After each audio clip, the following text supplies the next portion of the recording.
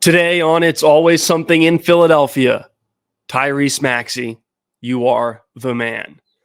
Talk about the Phillies walk-off or go-ahead home run and the Eagles draft recap as well. But we got to start with the Sixers. Tyrese Maxey, Tyrese flipping Maxey. He's incredible. He's phenomenal. He scores 7 points in 30 seconds, ties the game with this late logo three. Absolutely stunning celebrity row, silencing Madison Square Garden. Just an absurd performance. 46 points, playoff high. Just he's everything that you want, everything you need as a Sixers fan. He is just the saving grace, the positive glimmer of hope in this abysmal decade that it's been as a Sixers fan. Obviously, this series isn't over. They still could very well lose, but man, he gave them exactly what you're looking for. He gave us what you're looking for. He's incredible. Just to see the way he took over that game, the determination in his face, dragging this team from the depths of a loss into a win was incredible to see. He's the best. He's the best person in the entire world. I want the Sixers to give him all the money next year, all the money that exists. It goes to him. I want to give him my firstborn child. I want to give him my dog who won't shut up right now. Hoagie, knock it off. But he was phenomenal. Joel Embiid, not his best game, kind of a bad Joel Embiid game, especially offensively. But he finished with a triple-double, 19 points, 10 assists, 16 rebounds. He was really, really good on the glass. He was a much better rebounder, obviously, with 16 rebounds and limiting the Knicks to less offensive rebounds than they've had previously in this series. He was great on defense. He had some blocks. He had 4 blocks. His presence there at the rim is so game-changing, and you could see that he was putting his focus into rebounding and into being a better defender. His energy on offense wasn't great. He had some bad turnovers, just kind of lazy passing. He did that thing in the fourth quarter where he had a possession where he was posting up and dribbling it out, almost like daring someone to come and try and steal it so he can pass it to someone after they double, but just getting it poked out from behind him anyways, which happens all the freaking time. So not his greatest game offensively, but still a 19-point triple-double, plus 11 in the plus minus or whatever, 16 rebounds, 4 blocks. Yeah, he was great. It's for a not good Embiid game, he played a great game, if that makes sense, because he's still just so valuable to this team offensively and defensively, just being out there on the floor. So the haters will say he was terrible and he chokes and he was, in an elimination game, he went small. And yeah, you're somewhat right. But also he had a 19-point triple-double and was plus 11. And it's just such a force. And he kind of took over in overtime a little bit for someone who is known to get tired and exhausted, who's battling an injury and Bell's palsy and migraines. For him to play through and play strong in overtime did show that he wanted it, and that maybe, even though his energy wasn't great throughout this game, what Tyrese Maxey did in the fourth quarter brought him back to life. So that was awesome to see from him. Got to give credit where credit's due. A good, dare I say, great game by Tobias Harris, outscoring Joel Embiid. Crazy. Did he outscore him? He had 19. They both had 19 points. Close to outscoring him, scoring as many as Joel Embiid. This is really all you want from Tobias, right? Between that 17 to 20 point range, he was 3 of 6 from 3, hit some big free throws. He had that one contested jumper late. I mean, that's what you want to see, is just him score you 17 to 20 and be a factor kind of late in games and just use his size. And he hasn't done that for 4 games this series. So for him to do that tonight in the elimination game on the road in New York, that was great. Kelly Oubre, he had another really solid game. Good job as you can do defending Brunson. And he was crucial in some of that late game offense. He had that one cut where Maxey found him for the dunk. And then I think in overtime, he had one where he kind of hesitated on the dunk, but got the lap to go. And it's just a big player. He's just been such a big core role player for the Sixers this postseason and this whole season. So going into that end of the game, I mean, the entire game, like the Sixers would pull ahead by a little bit, even I think got it up to 10 at one point, and the Knicks would claw back. That's just who they are. They're scrappy, they're gritty, they're talented, they're hungry. Like they're never going to let you beat them down. They're always going to come back. So that's how it was in this game. Sixers fell behind a couple times too, got late in that fourth quarter, and their Sixers were down. I think it was, 5 at the time. It might have been 5 or whatever it was. And Deuce McBride gets like this foul line jumper, like no one's on him. And B like kind of extends to put some pressure on him, but he doesn't really. And he sinks that, and that makes their lead even wider. And there was like, a minute left or whatever. And that was when you're like, this game's over. Like I knew it in my heart. All true Sixers fans knew it. Is that that's the dagger. This game's over. And then Tyrese Maxey just saving the day, getting fouled on the three-pointer by Mitchell Robinson, hitting the bucket, hitting the free throw. Then on the other end, Jalen Brunson gets a nice shot that you think, okay, maybe now we're really dead. And there comes Tyrese Maxey pulling up from the logo, shooting from the E in New York, draining it, swishing it in front of all the celebrities. Ben Stiller, Jon Stewart, losing their minds. Tracy Morgan was flipping him off afterwards. He was so mad, seething with, I think Ben Stiller was hissing at him. There's at least a photo of Ben Stiller just like literally seething with anger, and just like, to have that guy on your team and be on the opposite end of that, at least for a game, man, it's so nice. It's just, Tyrese Maxey. That's kind of all I have to say. Tyrese Maxey. He grabbed this team by the balls and drug them across the finish line for Game 5 to keep the season going. And it was cool to see him in the post-game press conference too, like not boastful and like, yeah, I'm that guy. He was like mad almost still, kind of like that. I know this comparison gets overrated or overdone, but like that Kobe-esque like job not finished. He was just very matter of fact of like, hey, I missed a couple free throws late. I didn't want the season to end like that, on my behalf, and just let the season end poorly because of what I did. So I wanted to do what I could to win the game and keep the season going. And so it was more like angry that he had to do that. But I love it. It's amazing. I mean, Madison Square Garden, obviously, like the New York fans have been crazy all series. This is, I think, their first time they could close out a series in Madison Square Garden since the 90s. So like it's as packed as it ever was. It's as rowdy as ever. All the celebrities were there. And for him to just steal their hearts, suck the soul out of those New York dickheads. Oh, man. That's awesome. That was awesome.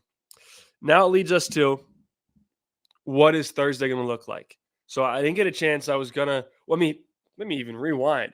I was preparing for this podcast to be a Sixers eulogy podcast. That's why I didn't do one after Sunday's game, because I was like, I'll just save it for when they lose on Tuesday, and then I'll do it. Pessimistic Sixers fan, that's on me. But to recap some of what went on Sunday, there was obviously a lot of discussion with the Knicks fans invading Wells Fargo Center. Not an enjoyable sight, like just to see them chanting like fuck Embiid and like putting jerseys on Wilt's statue and just like having a party there. Like that's the insult to injury. Them being at the game, I can understand, but like doing all that and not getting criticized for it in person by Philly fans, that's what sucks. And here's my thing with that. If you're, I understand it from both sides. For New York, this is like the first time their basketball team's been like truly could make a playoff run relevant in 30 years. Philly is a train ride away. The tickets at Wells Fargo Center are like $200 to $300 cheaper than they are at the Garden. So on the Knicks side, I get why there's a bunch of them willing to come. On the Sixers side, I understand, hey, if you're a season ticket owner and you could sell your ticket and make $500, or if you're a fan and you're like, hey, do I want to spend $500-$600 to go to this game? When there's been in the past 7 years such a history of playoff disappointment, like the enthusiasm is not there. On top of that, you have the management that's made so many poor, business and winning decisions. You have the ownership and Josh Harris, who doesn't seem that interested because he's now owns a football team in your rival division.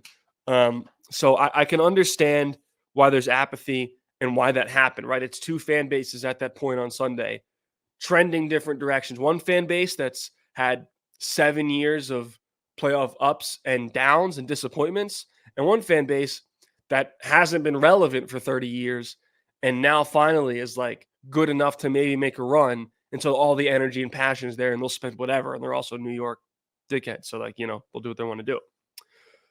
Now, here's my message for what will happen on Thursday.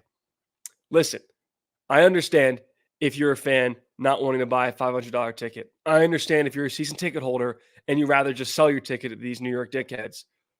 And I understand if you haven't had belief in this team the way that the New York fans believe in theirs. But to that I say, there is one person now that should have inspired belief in you, and that's Tyrese Maxey. He walked into the Mecca, scored 46 points, and snatched the soul of every snobby New York Knicks fan in that arena. So if you should have someone to do it for, don't do it for Daryl Morey. Don't do it for Josh Harris. Don't even do it for Embiid, even if you like him, because I do. Go to this game for Tyrese Maxey. If you're a season ticket holder, be there. If you're thinking about buying tickets, buy them. Go tailgate. And if you see a Knicks fan, let them know that they don't belong there, okay? As friendly as you can do. But if there's one person that should inspire you to have some belief, at least for this game, it should be Tyrese Maxey. Could be the last game of the season in Philly. You got to be there. You have to go. That's my message. Whew. I'm excited. Unfortunately, and I was joking with a friend of mine that Maxey, he has made me believe, which I'm on the reverse psychology spectrum of the Sixers fans. I gave up on the Sixers after Sunday, and that's why I think they won Tuesday. And now that I believe again, I'm oh yeah, they're definitely going to lose. But maybe because I think they're going to lose, they'll win. I don't know. I'm all in a reverse psychology belief conundrum. Obviously, none of it really matters. It's just what happens on the court. But I'm kind of stuck in do I buy in or do I not buy in? And because of Maxey, you have to. You have to. And because of what Embiid's playing through. I know his game is not super sharp, but you can't. And that's why when teams say, and I've said it, the Knicks play like they want it more, that's such an objective statement. They play harder and more physical. I don't know if anyone wants it more than Joel Embiid. He just doesn't often show it with his body language or with his effort, mainly because of his, exhaustion or his injuries or his illnesses or his ailments or whatever. But he's clearly, he's probably taking years off his life by playing in this series with all the things he has. So you do it for him, go to this game for him, and just because of Tyrese Maxey, that energy, that star power that he brings, you have to. And I think we saw it Tuesday night. I think the key to success in this series, in these playoffs, and maybe in the future, if you want to score, want to win a title, and I'll break this down in a future podcast more in depthly, but I think the offense has to flow through Tyrese Maxey. I don't think it should flow through Joel Embiid. You flow through Maxey with his ability to create switches, to draw people in with his quick driving ability. That opens up more things. And then to have Embiid as your second option, even the hobbled Embiid, that I think, opens up so many doors. So I think you have to go through Maxey for the offense to win the series. But I still don't know if they win the series. I'm so on the fence now. Obviously they're down 3-2, so they still are more likely to lose than they are to win, but they're back at home. They're favored for this game at home. So you need to take care of business in your home court, and then anything can happen in a game 7. So it's not out of the realm anymore. And maybe what Maxey just did can pull and inspire the team and the fan base to finish this thing strong. Have to wait and see. Game 6, Thursday night. Well, the Sixers were not the only Philly team with a magical win on the road on Tuesday night. The Phillies had a 5-4, or were down 5-4 in the ninth to the Los Angeles Angels, ended up winning 7-5. Nick Castellanos tying it with a solo home run in the ninth to make it 5-5. And then of all people, Johan Rojas with a go-ahead 2-run home run, his first home run of the season. I mean, what a time for it. And just shout out to Rojas for the start he had offensively to keep churning, and his hitting numbers have been great since that first week or so of the season, and to just keep trusting and believing in it and staying disciplined. Same with Rob Thompson for sticking with him, and it's starting to pay off now. And, he's not going to be a 15 home run per season hitter or anything, but like, man, to come through in the clutch against a bad team like this when they could have gone down, 2 games in the series and risk losing this series to this Angels team is not very good. For him to come up with a clutch moment like that, man, that was cool. Just a magical night for Philadelphia sports teams. Again, because I'm pessimistic, makes me nervous. 2 big wins on one night. I feel like something devastating is going to happen on Thursday. Just kind of the way it goes in Philly. But let's not think about that. Let's think about the Phillies. And that awesome win. They're now the first team in the MLB, or they were the first team in the MLB to 20 wins this season. That's crazy. They are playing some incredible baseball. The starting pitching is great.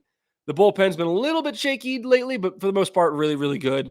And the offense has been just fantastic. Everyone seemed to come alive. Even the cold hitters like Castellanos and Rojas are starting to hit now.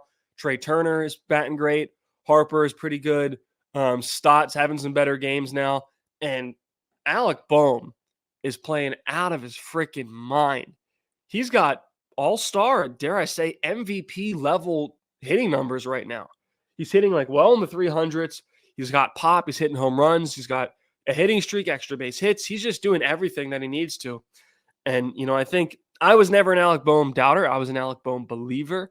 My girlfriend loves Alec Boehm. She's her favorite player. This is an Alec Boehm household. But I know some people weren't sold on him. Maybe last year, 2 years ago, they thought, oh, he hasn't shown the hitting promise that he had when he was called up, And I think it just takes time to develop sometimes. But everyone said, just like John Kruk and like the MLB Network guys, they've all said like his fundamentals, like he will be a great hitter once he figures it out. He has all the intangibles of a great, league leading hitter. And he's coming to form right now before our very eyes. Obviously, he'll cool off at some point throughout the season. He's not going to hit like 350 the whole season. I mean, he could. It'd be cool, but most likely not. But still, for him to hit the way he is and to put him in that 4 hole behind Harper just adds so many levels to this offense. And now with Castellanos starting to hit a little bit better, Rojas doing damage at the bottom of the lineup, this team, they look legit. They look very, very real. And for a team that has been slow starting the past 2 years and then made crazy playoff runs to be where they are, half game behind the Braves, I mean, man, like this early in April or now May, that is as positive a sign as you can have for the Phillies. I mean, just it's watch out. If they can just maintain this pace the whole season, it's winning the division, isn't that a question? Which is, for how good these Braves teams have been, you didn't think was ever really possible, until they kind of tailed off a little bit. But this Phillies team, they're as good as any right now in the Major League Baseball, the Major League Baseball, the Facebook.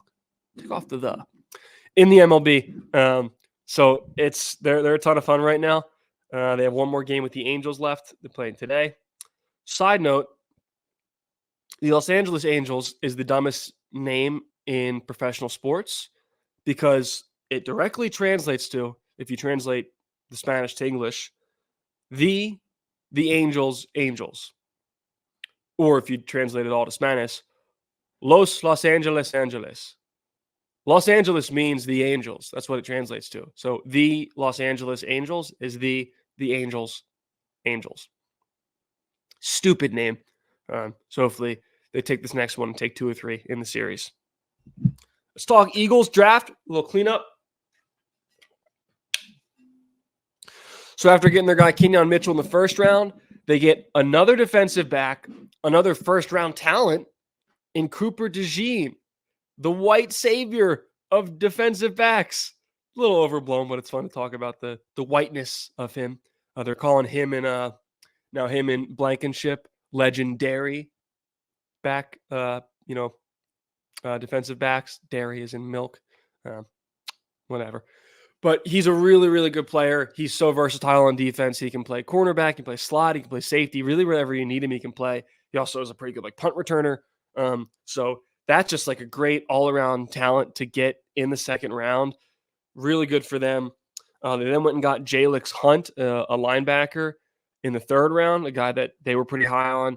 I don't know much about him. He's from Houston Christian and HBCU, but even a third-round linebacker from Howie impresses me. So they clearly, for Laurie, Howie, and Nick Sirianni, how that season last year ended with just them getting torched over and over again, clearly said, hey, this secondary's got to be better. And that was their focus, was the defense, the secondary. And now they have Darius Slay, James Bradbury, if he's not traded or something, Isaiah Rodgers coming back off of the suspension. They've got Cooper DeJean. They've got Kenyon Mitchell. They got Eli Ricks.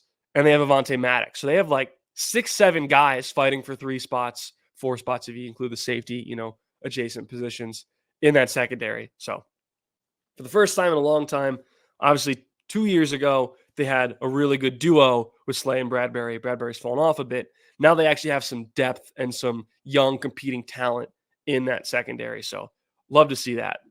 Really awesome, wholesome moment. The Eagles did end up drafting Jeremiah Trotter Jr. in the 5th round. Really cool. Obviously, Jeremiah Trotter was such a staple in the Philly defense years ago. Now his son is here, probably going to wear the same number. Really awesome to see the phone call between Howie and Jeremiah, and Jeffrey Lurie got on the phone, and I didn't realize that Jeremiah Trotter's mom had passed away. And you saw Lurie say, you're on the team, can't wait to have you, and we really miss your mom. And he got teary-eyed when he said it was so genuine. It wasn't disingenuous at all. So really cool just to see the family atmosphere, the fact that the owner cares, and they want to bring back the son of their former player, and that's all really cool. And he's a good player. He's a good he's a good player. So you love that. He's another linebacker that can help with this, our most constant linebacker deficiencies. So that's really good. They got some guards and some receivers and some other things in the late rounds. Howie Roseman doing Howie things, a record number of draft day trades, ended up adding 3 picks for next year. So that was great. They didn't draft one of these highly touted offensive linemen, but they signed former first rounder Mekhi Becton from the Jets.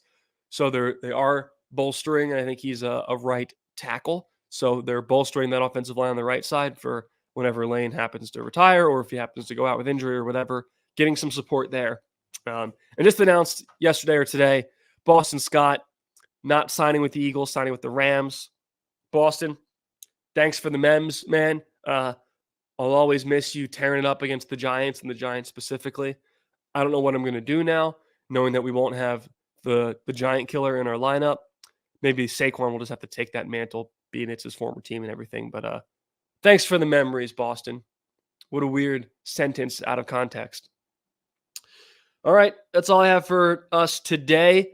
I'll be back with you after hopefully a Sixers win on Thursday, and we're talking about a Game 7 Sunday.